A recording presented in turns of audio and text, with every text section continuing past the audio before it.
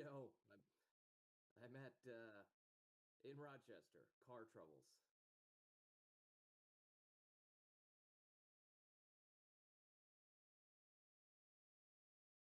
Meeting to order, Monroe County Industrial Development Corporation. This is April 8th, 2026. And I need approval of the March 18th meeting minutes. Second. All in favor? Aye. Okay. Kevin? Good afternoon. All right. So I have our March 2026 monthly report covering our site visits between the 1st and 31st of March 2026. During this period, we made 8 monthly site visits. We had 0 follow-up visits during the month of March. Check residency with 343 workers, and we had 0 issues of non-compliance, nor were there any new signs delivered. Any questions on that? Yeah. No help. Have a great day. You too. Okay. Kevin, you want some lunch? No, thank you. Okay, all right. All right, is Kevin here? Oh, Kevin just left. Alex Kingston is here. Oh, I'm sorry. Right. Alex. Yes. Alex Kingston, I'm sorry. There you go. So going through the financials, I assume we had a chance to distribute those.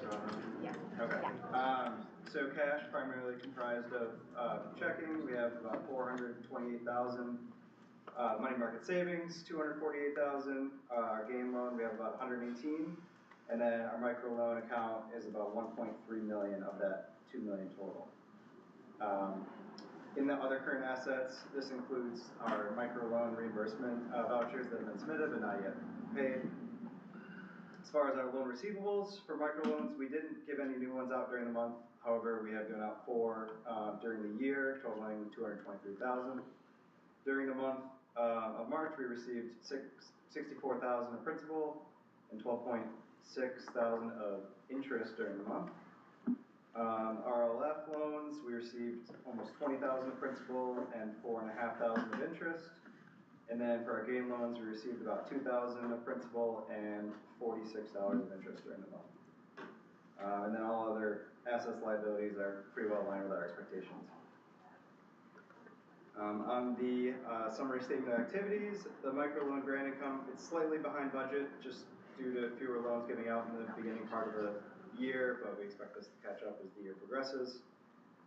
Incentive economic development is pretty close with budgeted, fairly aligned with what we've expected year to date. And then bad debt expense, you'll see is actually in an income position. Just this year we've been kind of assessing our allowance and our reserve based on a more risk-based approach, and we've been collecting on some of our higher risk loans, and the newer loans given out are a little lower risk. So we've been bringing in money on our high risk, giving out lower risk, which is resulting in a lower reserve that we need. So that's ends up in income. But everything else is in line with our expectations. Any questions for Alex? You do a little bit better than Greg. You stand up. Next time. There's no action needed there. Barry, I think you're on here for tax exempt. Yes, thank you. Apologies, I couldn't be there in person today, everyone. We have a bond application in front of us today from Maplewood Senior Care, Inc. They plan to request the issuer approve up to $26 million in tax-exempt bond financing to purchase an existing senior living facility located at 100 Daniel Drive, Webster, New York, and acquire the operating business there as well. They're projecting about 171 jobs. And this is a unlisted action under seeker, and we did a seeker review, which is attached to the resolution, which includes a negative declaration for purposes of seeker, since this is just an acquisition of an existing facility without any new construction.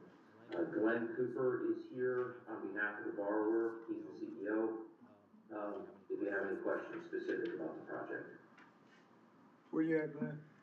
I'm right here. You wanna stand up and tell us a little something? Thank you for joining us. Happy to be here. I'll defer to our attorney, Joe Cashin, but Glenn Cooper, President and CEO of Friendly Senior Living. We're excited. We're a not-for-profit organization. We've been around since 1849, founded by the charitable women of Rochester, and we're looking to purchase Maplewood Nursing Home in Webster. And we're excited about it. We currently have 4 operating organizations, then Friendly Senior Living, which is our supporting strategic arm, which is assisting us with the purchase. Let Joe fill in any details that you may have interest in knowing. Thank you. Thank you, Glenn. Joe Cashin. I think the only meaningful thing I have to add to what Glenn just said is that this is a bit of an unusual transaction where a nonprofit is acquiring a for-profit. Throughout the state, that's atypical. And as a not-for-profit nursing home, it is required to comply with certain rules regarding initiatives in terms of Medicaid applicants and Medicare applicants, and as well as establishing funds for to support folks who become unable to pay while they're staying there. So that's the key difference between a not-for-profit nursing home and a for-profit nursing home. So as Glenn mentioned, this will be part of the Friendly system, which helps a lot of our senior adults in Monroe County. And this will add some significant capacity to our skilled beds. Right now there are 200 at the Friendly home. This will add another 76 and be able to help that many more people. So it's an exciting project, I think, for our community, for the seniors in our community to be able to deliver these services in a nonprofit manner. Is that the capacity, 76 beds? It is 74 beds. 74 beds, okay. All right. Any other questions? So you're changing it to nonprofit? Yeah, so this entity we formed, Maplewood Senior Care, is a nonprofit. It's received its tax exempt status from the IRS, meeting those requirements I just outlined, and it will be acquiring the assets of the existing for-profit, which is Glenn mentioned that the Friendly Home has been around for, and Friendly system has been around for 175 years. This particular facility has been around for about 75 itself, so it's a nice legacy that Friendly is going to assume from the current ownership. 177. Sorry. I'm sure those couple of years. How much renovation does it need? No. No? Okay. We appreciate you working with Monroe County. Thank you. Thank you. Is that it, Barry? Yes, one other thing, I'd like to close the public hearing at this time for the Maplewood project, seeing that there's no public comment. Okay. All right.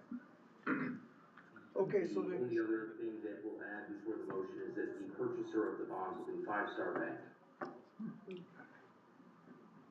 So we need a motion to approve $26 million bond financing for the Maplewood Senior Care Center acquisition. Need a second? Second. All in favor? Aye. Any opposed? Any abstentions? Okay.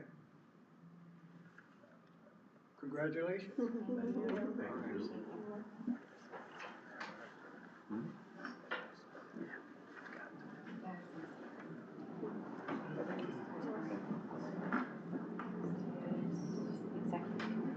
Yeah. Okay, so the executive committee met just right before the board meeting, and we listened to there's 4 proposals, but the first one is the Above Line Foundation Young CEO Program. We have Nakia Vargas with us today. Nakia, you're up again. Okay. I'm ready. I stay ready. Hi again. Hi, I'm Nakia Vargas, founder and executive director of Above the Line Foundation, where I founded the Young CEO program. The Young CEO program is about 5 years old this year. My nonprofit is 6 years old this year. Oh, it's 6 years old. Look at that. Look, we in there. So this program, it has been able to graduate 4 cohorts so far of children who start and run their own businesses in Monroe County. What we do is we bring them in over 12 weeks. We teach them personal finance, budgeting, credit, savings, goal setting, and then we switch over to business formation, and we teach them a curriculum based on a 5-page business plan. They have to complete the business plan in order to complete the program. We have mentors who come in and teach on their specialties, so advertising mentors. We have people who come in and talk about investing. They talk about banking. ESL partners with us to open and start their business accounts. We start DBAs for the individuals over at Monroe County. We teach them how to fill out the paperwork. They fill it out themselves. A notary comes and goes through the whole process with them. And then at the end of the 12 weeks, they graduate with a vendor / graduation ceremony where they have to either sell their product or service or advertise their product and service after the 12 weeks. There is an attendance requirement, so if they do not complete the attendance requirement or the business plan, they can't graduate the program. And the award for graduating the program is $1,000 startup funds. Also, we do partner with Monroe County. They allow us to use the space for the students to come in and learn. They come Tuesdays and Thursdays after school. We feed them, and then we teach them and send them out into the world. Said youth, what are the ages? 15 to 18. 15 to 18. Yep. Yeah. And it's Monroe County. We're not specific to any school or. That's great. Yeah. Okay. Yeah. So we have 27 graduates with 29 businesses. We had 2 ambitious students who opted to start 2 businesses at once. Yeah. Okay. One of them was a legacy business, so they were carrying on a business their father started, and then the other one was their personal endeavor that they started before coming to the program. We just legitimized it and gave them more structure and guidance. Any questions for Nakia? Okay, so we need a motion to approve the execution and delivery of a contract for up to $40,000 with Above the Line Foundation for the Young CEO programs for 2026. Move it. Second. All in favor? Aye. Any opposed? Any abstentions? All right. All right, thank you guys. Okay. Next, we have BOCES, the SANE program. Yes. What's her name again? Brandy? Brandy, yes. Yes. Thank you. Brandy. Everybody, I'm Brandy Steves. I am the administrative intern at the Center for Workforce Development, which is part of the And I thank you for your time today. I am here requesting funding to continue our SANE program, which is a summer advanced manufacturing experience for 9th and 10th graders. SANE has been a vital part of our manufacturing program, and it creates a beginner pipeline to this hub in Monroe County of manufacturing. So I would like to also be able to support 2 of our remote students who are currently taking advanced manufacturing to be able to work as a student teacher because we can't build our pipeline if we don't have anybody else to teach it. So this gives them career opportunities looking into teaching. Any questions for Brandon? Well, if there isn't, we need a motion to approve the execution and delivery of a contract for up to $16,500 for Monroe 2 BOCES for the 2026 SANE program. Second. All in favor? Aye. Any opposed? Any abstentions? Okay, congratulations, Brandy. Thank you so much. So much appreciated. Next we have, the CDL program. BOCES? Yeah, there you go.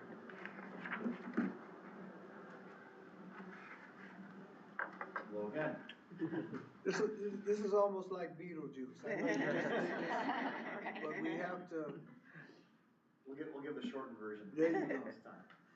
So my name is Anthony D'Antali, the transportation coordinator from Monroe to BOCES. First thing I want to talk about is the bus that was approved for us a while back. And I do have copies of a very rough draft of the rendition that is going to be wrapped with. Very nice. If you guys still there. So in talking with Allison and the executive committee, it was decided that we're going to also add the MCIDC logo to the bus as well. It's not depicted on this handout, but we're going to change that and add that to the final rendition. We're really excited what we come up with so far. Again, this is rough draft, so it's definitely going to change. I don't know how much it's going to change. Could be slightly, could be drastically, but it's going to change. So, any questions on the bus? It's beautiful. We're slated to take delivery mid-May. May 18th, I think, is the date that it was. So, very, very soon. The reason we're here today is two asks. One, we're looking to continue the tuition for our 26-27 school year for CDLB. That's at $96,000, for the correction. And the second one is to continue the third-party road test site for the third and final time. And that is $112,000. The $96,000 for the tuition would be up to 30 students for 3 cohorts. And the third-party road test site is to pay for the examiners and what goes into their training to be able to enact that. Any questions? Did you want to play the video? Oh, yes, yes, Yeah, I think that would be great. show them the video.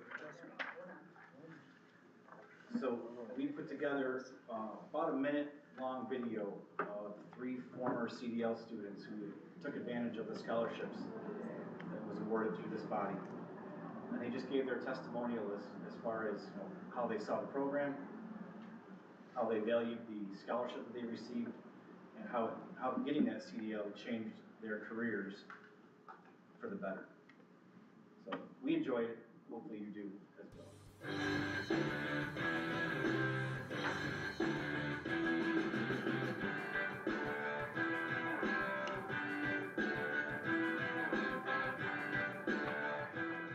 We were driving right on the very first day. I was like, oh, yeah, so we're gonna just do this, okay. They didn't waste time in the classroom. Within a half hour, we were out in that bus. It's exactly what I needed.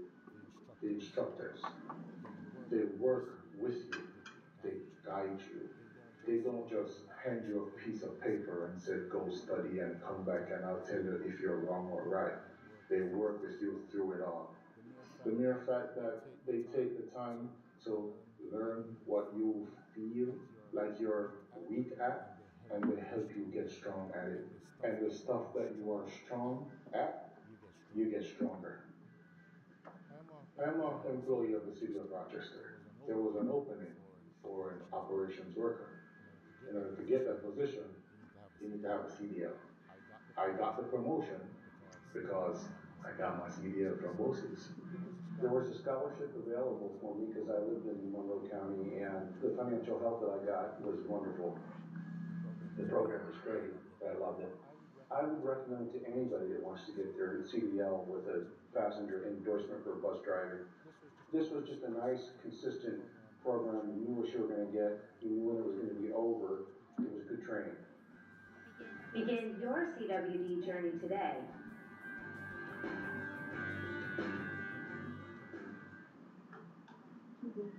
And we continue to receive positive results like this. I keep in contact with a lot of the former students. They're actually, Rebecca and Shauna don't know, but they're constantly recruiting for us.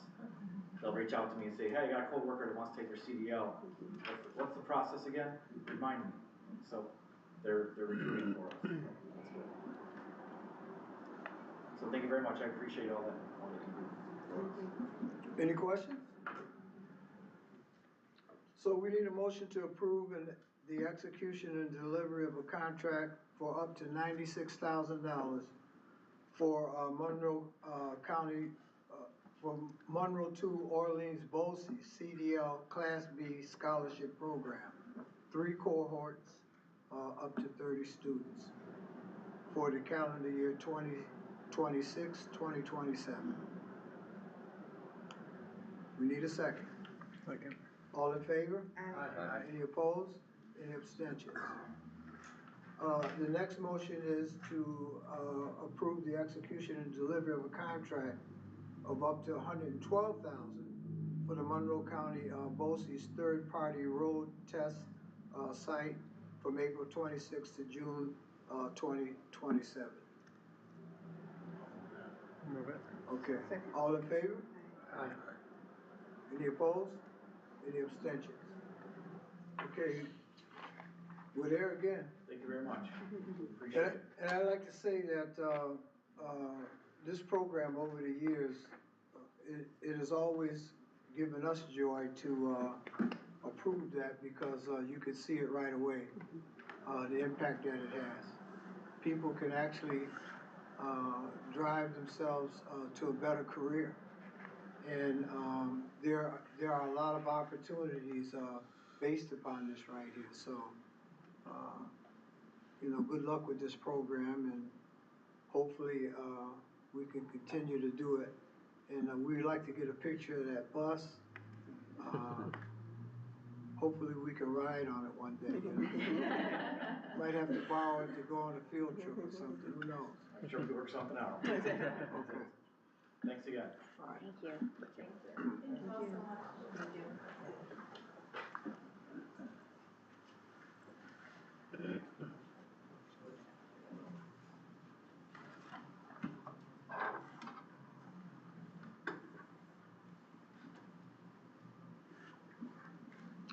Okay, so next,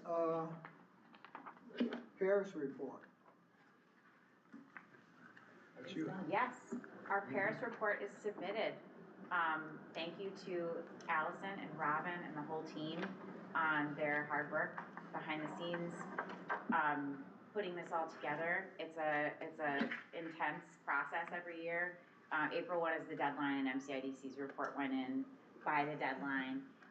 So we're always proud when that happens, and no feedback yet from the authority's budget office. And this is a report that you can't cut and paste, right? Yeah. New York State likes to make it extra challenging for folks.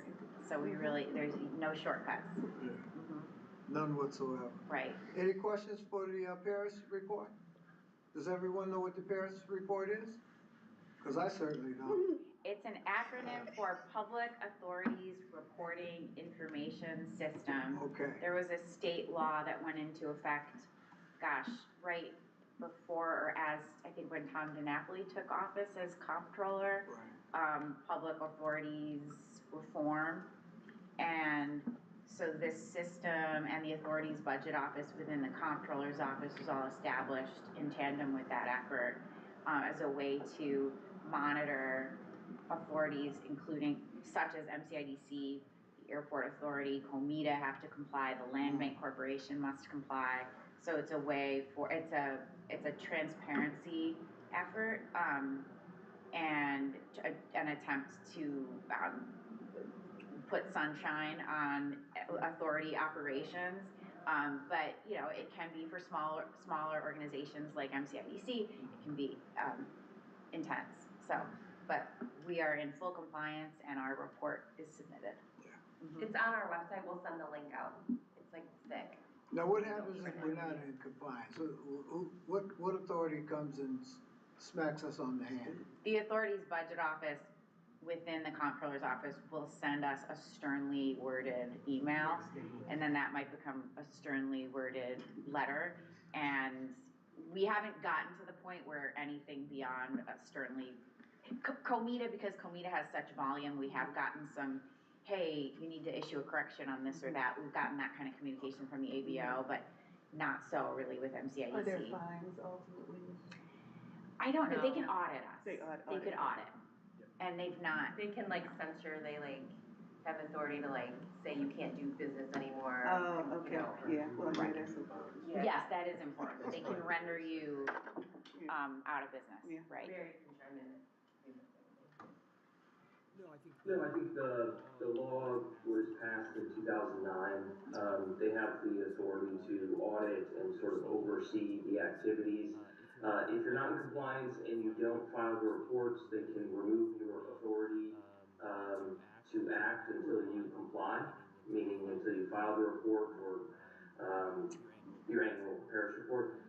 Other than that, they just have the ability to point out your mistakes publicly. They don't have the authority to sort of replace the board members or to dissolve an organization. The only authority they have is when you just refuse to comply with the law at all by filing the report.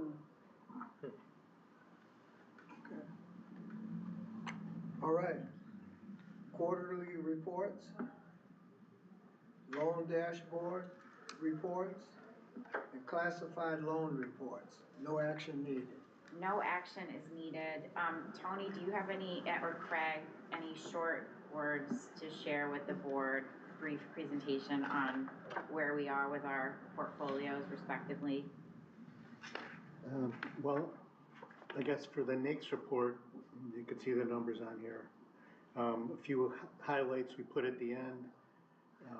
Of the portfolio size, about 37% are to companies that are considered manufacturing based on their NAICS code numbers. After that, we have 3 different categories making up about 11% each: healthcare, professional, scientific, technical, and construction. Other retail comes in at about, or other services come in at about 15%. That includes 2 larger, just over $1 million loans for an automotive repair shop and a car wash. Restaurants are only down at 2.5%, retail's only 0.8%. So at least from an industry standpoint, things look pretty decent there. In terms of our classified loan report, SBA portfolio was 28 million. As far as ratings, anything rated a pass or better was 88% of the loans.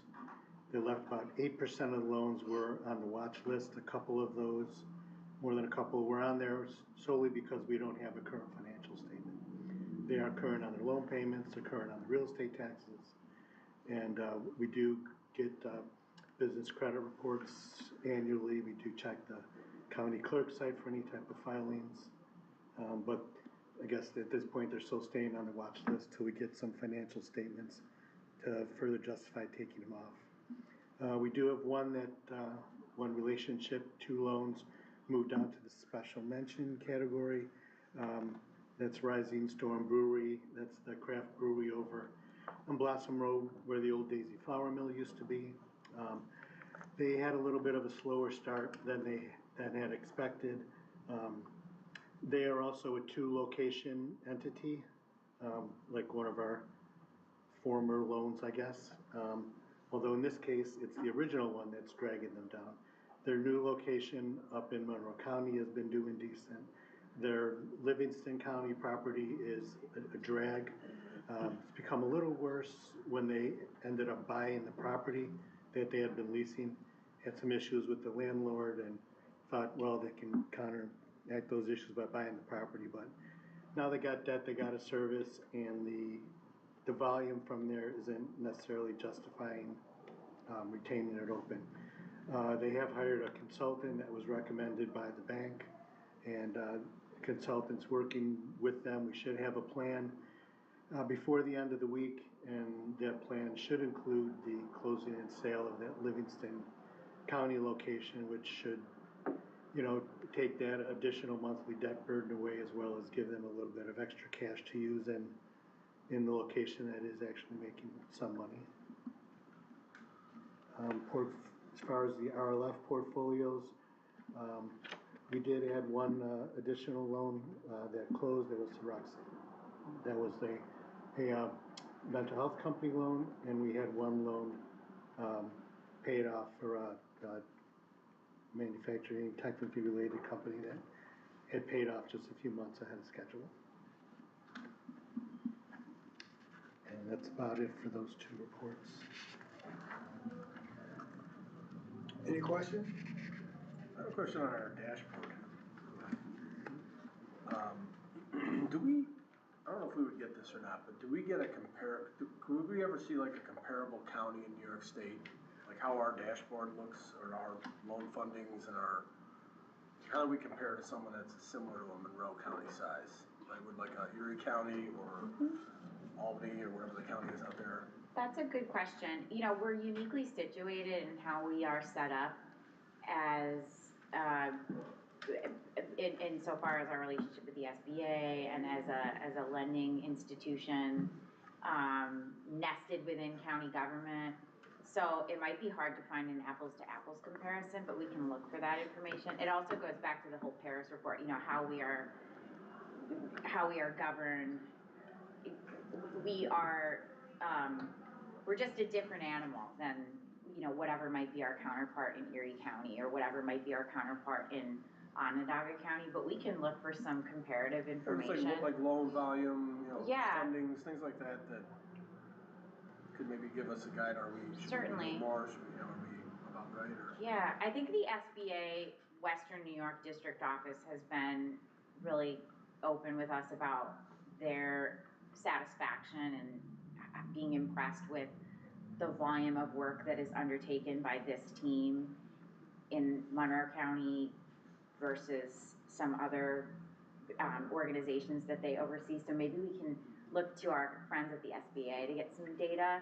Yeah, not critical, but just curious. Of course, but that's a great question. And on that note, I should mention that you may have seen the news it was published in the RBJ last Thursday, I think.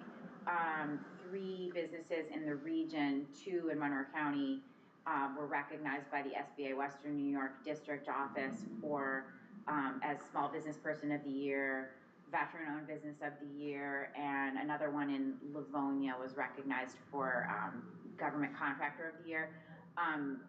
2 of those businesses that were recognized, Halligan Creative Arts Therapy and Neri Mechanical Contractors in Webster, were nominated by our team, by Craig and Tony and our staff here, and benefited from 504s, microloans, at least in the case of Halligan. Halligan benefited from a microloan and a 504. So notable success stories. We nominate businesses in our portfolio that we work with every year. It's not every year that the businesses we nominate actually are given a trophy by the SBA. So I wanted to point that out. It's something that we should certainly put out there on social media, but also Small Business Week's coming up the first week of May. And we will be reaching out to all of you about the county executive's plans with regard to celebrating Small Business Week. I think we'll be recognizing those businesses since they were awarded recognition at the behest of our nomination. But all that kind of ties together to say that I think our volume might, while we don't necessarily have eyes on an apples to apples comparison with other entities, I wouldn't be surprised if there was some sort of comparison. It would show our volume is that we kind of punch above our weight class in terms of service and success stories and outcomes. But thank you, Tony, for the report. Any other questions about dashboard? I just have one question. Yes. As far as getting the financials from companies, what goes on there? We request, we send letters, we send emails, we try to make some phone calls, we try to ask the bank. Unfortunately, kind of surprisingly, the banks aren't always willing to share. And also, as seems to be becoming more of a trend, the banks aren't collecting the information themselves. A lot of times now there's dollar requirements. If it's below a certain dollar amount, they don't have to collect, and it makes it much harder for us to collect when the bank's not collecting. Is that common for all of the loans? I mean, there are some people that report, right? Yeah, well, yeah, most of them do. Yeah, okay. A lot of them do. We did talk to a couple other places, Yeah. CDs on it, and they run probably 50, maybe 60%. You know, their goal is to try to get to 70%, that they don't always hit, but they're in the 50 to 60% statement collection range. So we're within that same type of range. So you're saying, depending on the dollar amount of the loan, they may not collect the statements? Right, the banks are, yeah, that's what I'm seeing the banks do now. They put if it's under $1 million, we don't need to collect them or Right, something a like lot that. of, yeah. So if they don't get it, it certainly makes it harder for us to get it. But again, we know the payments are current, we track the real estate taxes, that's current. Ones where we don't get them, we pull an annual business credit report, and we check the county clerk website for any type of liens or filings. So these companies just aren't doing financial statements? Or they're not sharing, but they seem to be making enough money to cash flow the debt payments. Yeah, But gotcha.